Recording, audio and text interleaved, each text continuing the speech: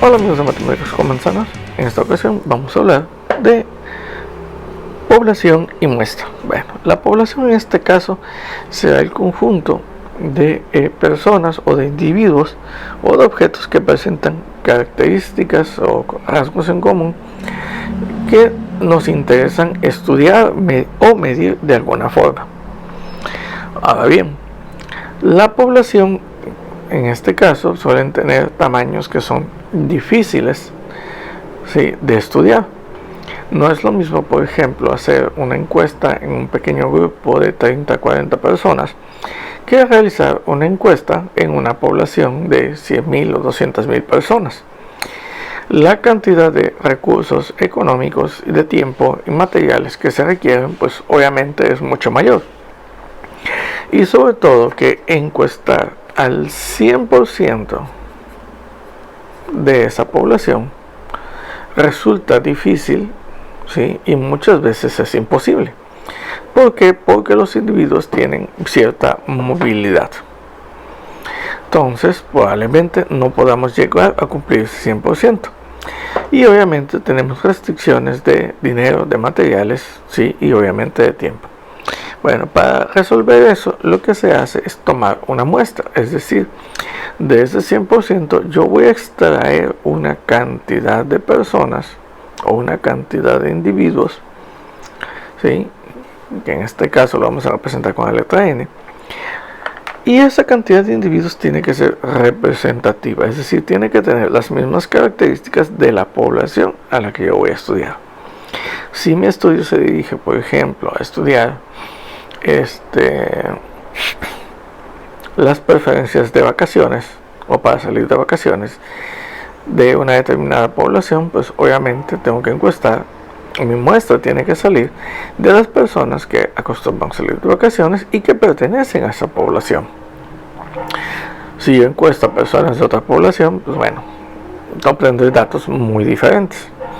Ahora bien, el tamaño de la muestra es importante.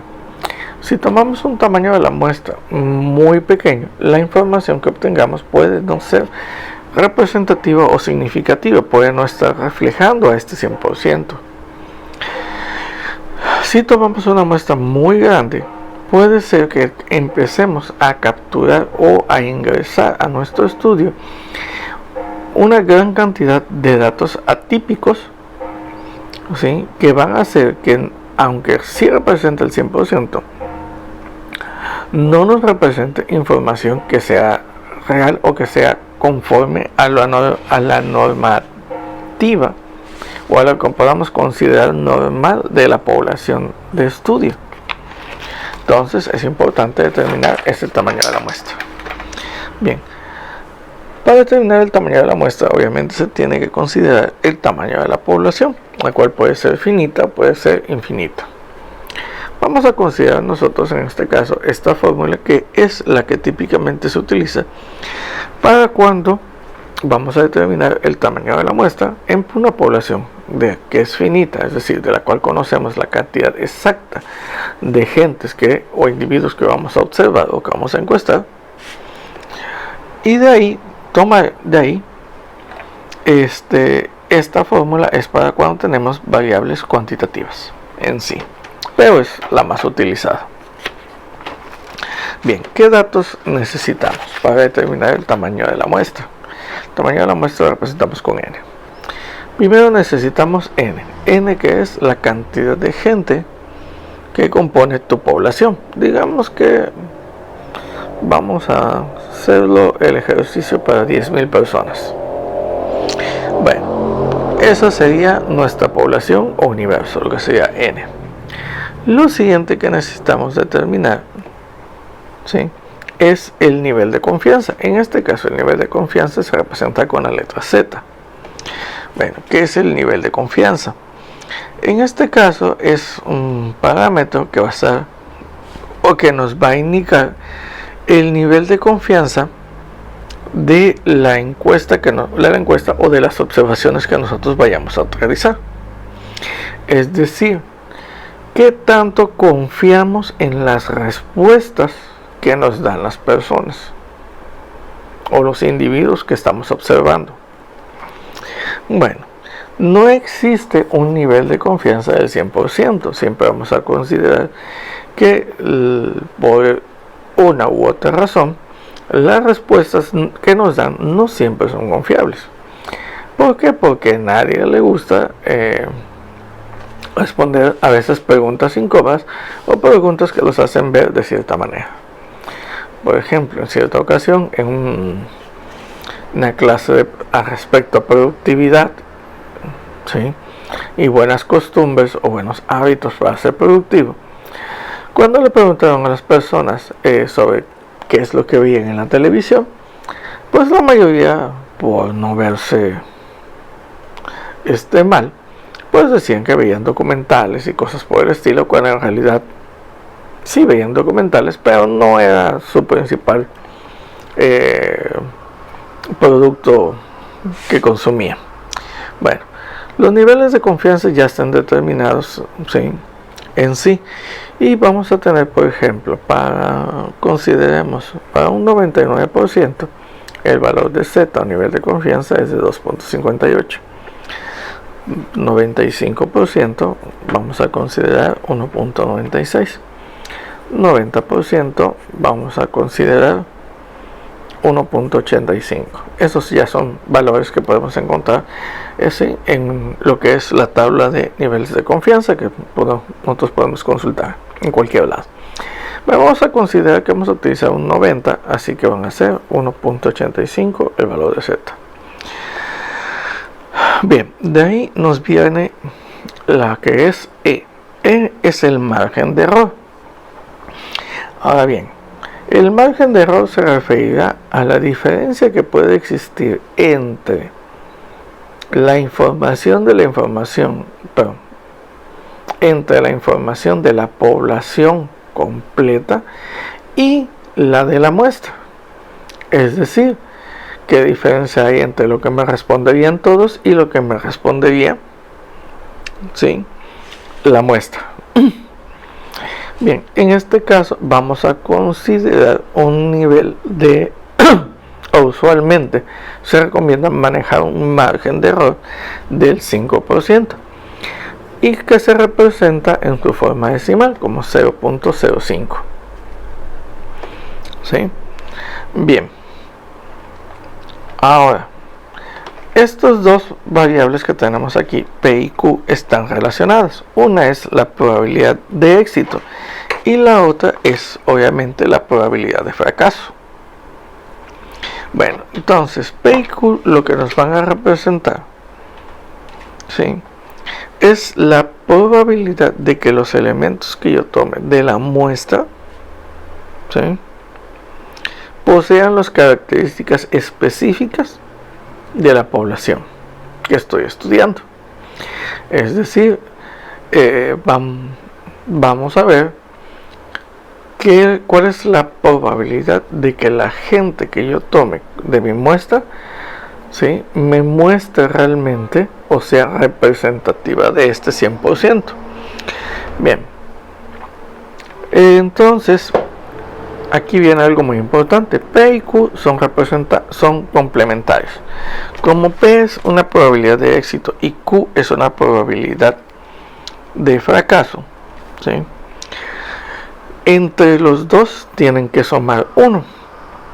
Bueno, vamos a suponer que en el peor de los casos tenemos una probabilidad de éxito del 50% y obviamente una probabilidad de fracaso del 50%. Entonces tendríamos 0.5 y 0.5. La suma de estos dos, pues obviamente es 1. Bueno, entonces vamos a comenzar a estudiar. N va a ser igual a los 10.000 multiplicado por 1.85 al cuadrado por 0.5 por 0.5 entre E al cuadrado, que sería 0.05 al cuadrado por n menos 1, que serían los 10.000 menos 1, más z al cuadrado, que sería 1.85 al cuadrado por P por Q. Bien, hacemos. Entonces son los 10.000 por 1.85 elevado al cuadrado por 0.5 por 0.5. Ok, obtenemos esta cantidad aquí para la parte de arriba. Para la parte de abajo obviamente estamos sumando, así que va a ser 0.05 elevado al cuadrado. Ok, 0.05 elevado al cuadrado por, vamos a hacerlo directo, 10.000. Bueno, vamos a ponerlo así, 10.000 menos 1.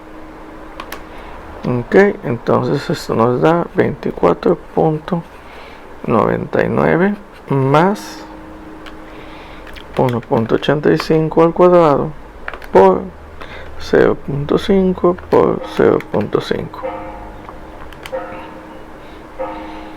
Entonces 0.855. Okay. Entonces 24.99 más 0.855. Vamos a tener entre 25.845. Entonces 8556.25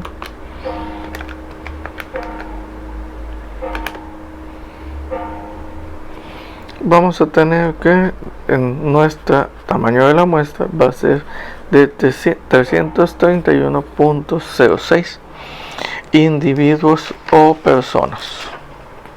¿Sí?